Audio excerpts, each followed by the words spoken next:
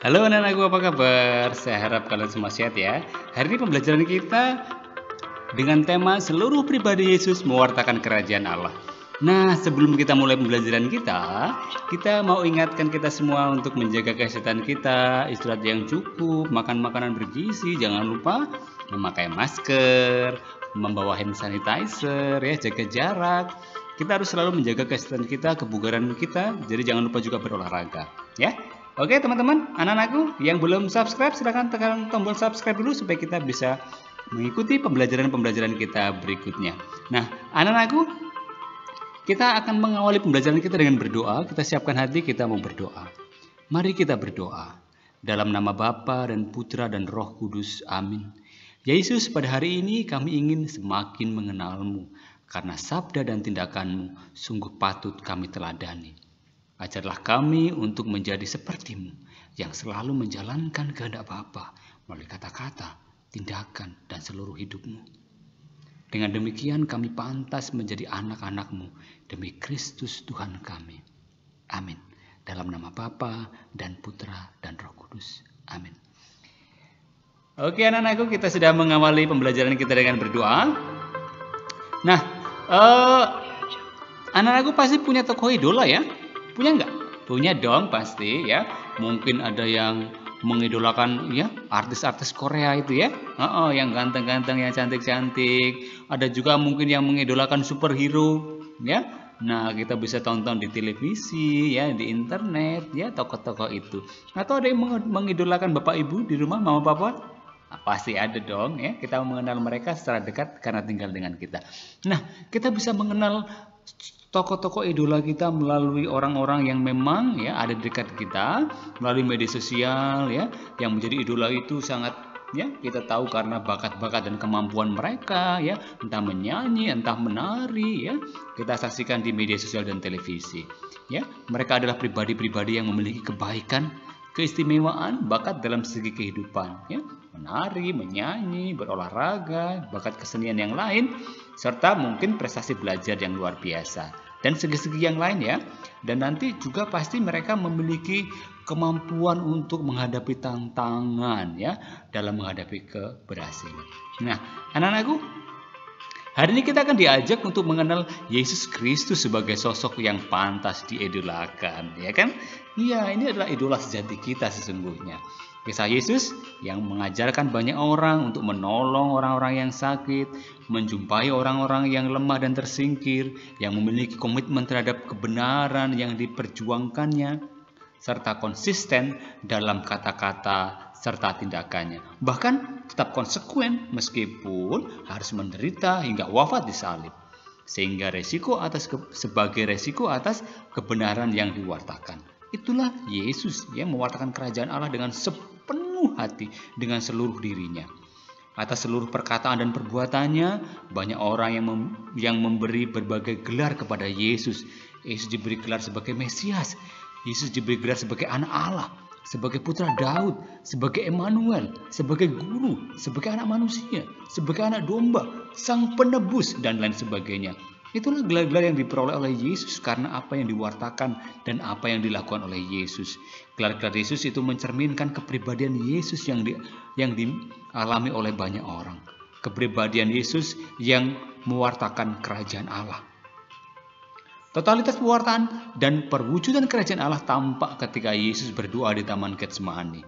Begini dia berdoa, "Ya Bapa, ya Aba, tidak ada yang mustahil bagimu. Ambillah cawan ini daripadaku, tetapi jangan apa yang aku kehendaki, melainkan apa yang Engkau kehendaki." Doa Yesus yang mengungkapkan janganlah apa yang aku kehendaki, melainkan apa yang Engkau kehendaki, merupakan ungkapan ketaatan Tuhan Yesus kepada kehendak Bapa. Tidak hanya dalam doa, akhirnya Yesus melaksanakan doa itu dalam kematiannya di salib.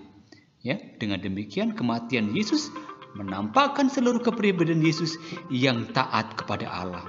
Kematian Yesus merupakan tanda agung akan kehadiran kerajaan Allah. Anak-anakku, kita akan mendengar dari kisah Injil Markus tentang bagaimana Yesus berdoa di Taman Getsemani.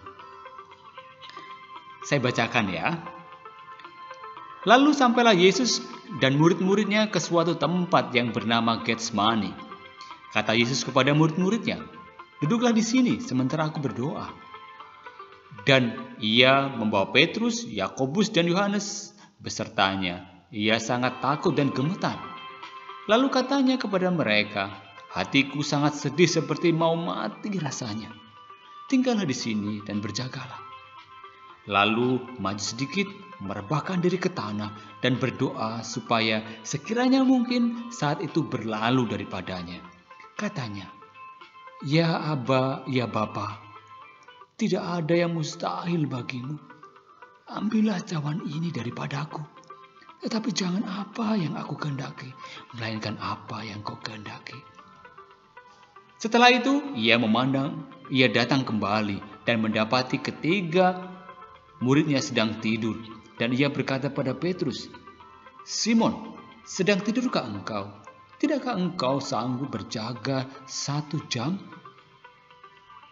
Berjaga-jagalah dan berdoalah supaya kamu jangan jatuh ke dalam pencobaan. Roh memang penurut, tetapi daging lemah." Lalu ia pergi lagi dan mengucapkan doa itu juga.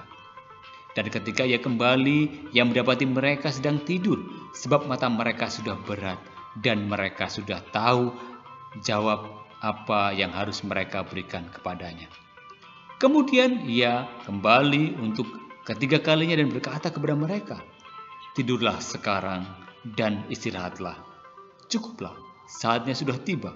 Lihat, Anak Manusia diserahkan ke tangan orang-orang berdosa. Bangunlah, marilah kita pergi. Dia yang menyerahkan aku sudah dekat." Nah, anak-anakku, itulah yang disampaikan oleh Tuhan Yesus ya ketika ia berdoa di Taman Getsemani. Yesus di Taman Getsemani sedang berdoa ditemani para muridnya. Namun para murid tidak mampu berjaga bersama Yesus. Akhirnya mereka tidur. Yesus mengatakan seperti mau mati rasanya dan berdoa, "Ya Aba, ya Bapa, tidak ada yang mustahil bagimu. Ambillah cawan ini daripadaku. Tetapi janganlah apa yang aku kehendaki, melainkan apa yang engkau kehendaki." Doa ini menunjukkan bahwa seluruh pribadi Yesus mau melaksanakan kehendak Allah, bukan kehendaknya sendiri. Yesus tahu karena dari pewartaannya banyak orang tidak suka. Mereka akan membunuh Yesus. Pembunuhan itu akan dilakukan dengan keji, yakni disalib. Karena Yesus berdoa kepada Bapa, kalau bisa jangan sampai menanggung hukuman salib.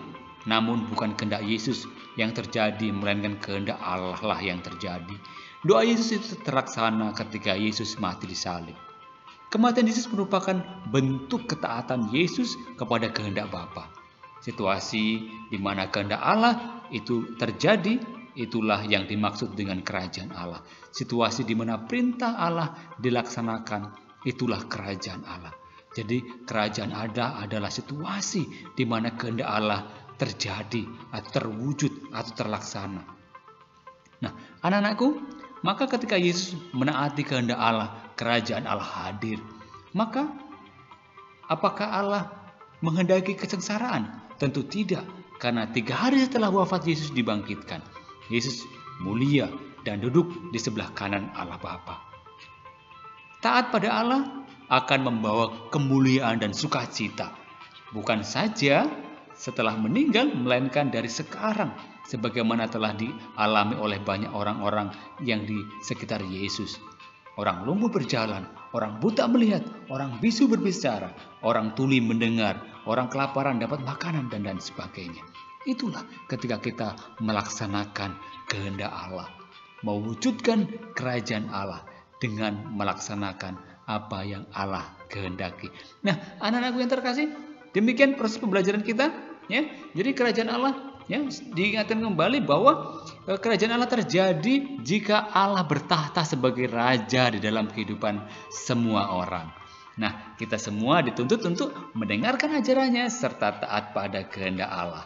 Di dalam kehidupan Yesus ya, Yesus bukan hanya menyampaikan ajaran tentang kerajaan Allah, tetapi Yesus sendiri mewujudkan di dalam tindakan dan perbuatan yang nyata.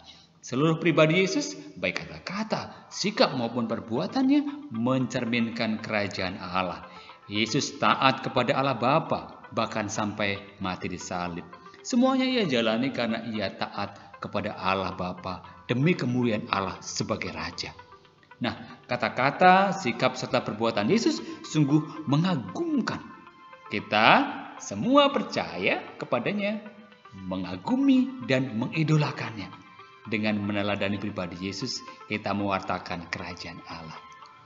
Oke anak-anakku, demikian pembelajaran kita hari ini. Semoga sungguh ya Allah sungguh menjadi teladan kita. Seluruh kepribadian Yesus menjadi teladan kita dalam mewujudkan kerajaan Allah. Nah anak-anakku, kita akan mengakhiri pertemuan kita dengan berdoa. Kita siapkan hati, kita mau berdoa. Marilah kita berdoa.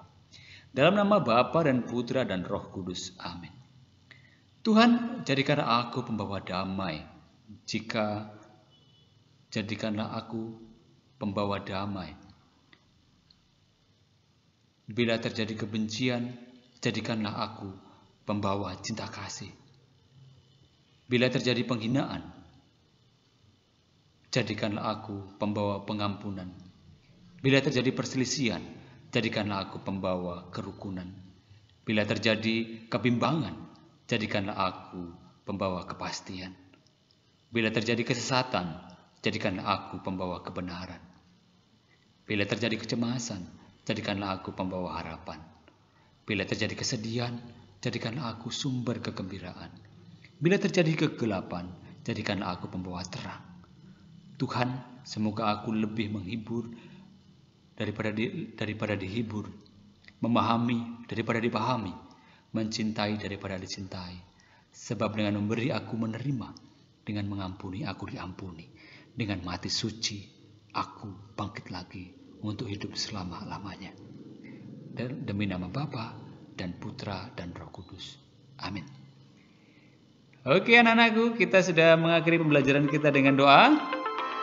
Nah, tiba saatnya untuk mengerjakan evaluasi ya. Silakan dikerjakan di buku. Yang pertama, apa yang menjadi tugas utama Yesus di dunia ini? Oke, sudah saya jelaskan di area awal tadi ya. Kemudian yang kedua, jelaskan apa yang dimaksud dengan kerajaan Allah. Nah, situasi seperti apa tadi kerajaan Allah? Kemudian nomor 3, apa yang dilakukan Yesus untuk mewartakan kerajaan Allah? Ya, tadi melalui sabda, melalui tindakan ya, sudah juga dijelaskan. Oke, nomor 4, hal-hal apa saja yang mengagumkan dari pribadi Yesus sebagaimana terdapat dalam kitab suci ya. Tadi ketaatannya ya, ketika harus menanggung konsekuensi dari pewartaan bahkan sampai mati di kayu salib ya. Yang terakhir anak-anakku, tuliskan contoh-contoh perbuatan yang dapat kita lakukan sebagai usaha mewartakan kerajaan Allah. Oke? Kerjakan, silakan, semangat ya. Nanti hasilnya diserahkan ke Bapak Ibu guru. Oke anak-anakku, yang belum subscribe, sekali lagi tekan tombol subscribe ya. Sampai ketemu di video pembelajaran berikutnya. Jangan lupa bahwa Tuhan mencintai kita. Tuhan Yesus ingin supaya kita hidup bahagia. Tuhan Yesus memberkati. Bye bye. See you for the next video. Bye bye. God bless you.